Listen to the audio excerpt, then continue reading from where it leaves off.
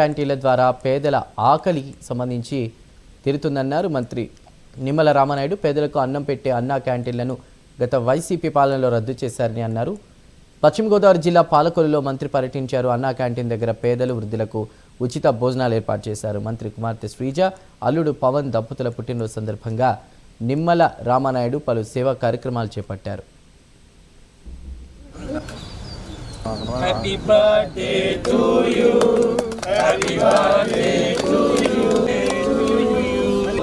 శుభాకాంక్షలు శ్రీజ పవన్ పుట్టి to you.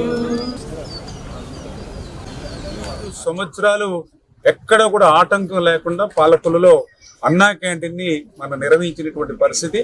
ఆ రకంగా అన్నా క్యాంటీన్ వద్ద నిర్వహించినటువంటి అన్నా క్యాంటీన్ తో పాటు మన ప్రభుత్వ ఆసుపత్రి దగ్గర కూడా చాలా మంది పేషెంట్స్, ఆ పేషెంట్స్ ఎవరైతే ఉన్నారో వాళ్ళ తాలూకు వచ్చేటువంటి డిపెండెంట్స్, అంటే ఆ పేషెంట్ కూడా వచ్చేవాళ్ళు కూడా ఎక్కువ మంది మహిళలు ఉంటూ ఉన్నారు.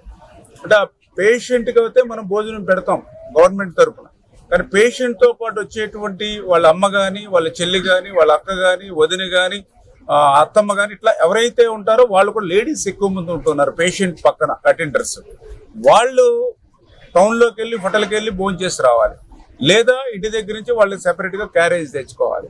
అంచేత మీరు అక్కడ అన్నా క్యాంటీన్ నడుపుతూ ఉన్నారు. ఇక్కడ కూడా గవర్నమెంట్ హాస్పిటల్ దగ్గర కూడా ఒక అన్నా క్యాంటీన్ అంటే అప్పుడు ఒక మొబైల్ అన్నా క్యాంటీన్ కూడా ఏర్పాటు చేసి అక్కడ అన్నా క్యాంటీన్ తో పాటు ఇక్కడ మొబైల్ 2 అన్నా క్యాంటీన్ కూడా ఇక్కడ నిర్వహిస్తూ ఉన్నాం. ఇది ఇక్కడ పేషెంట్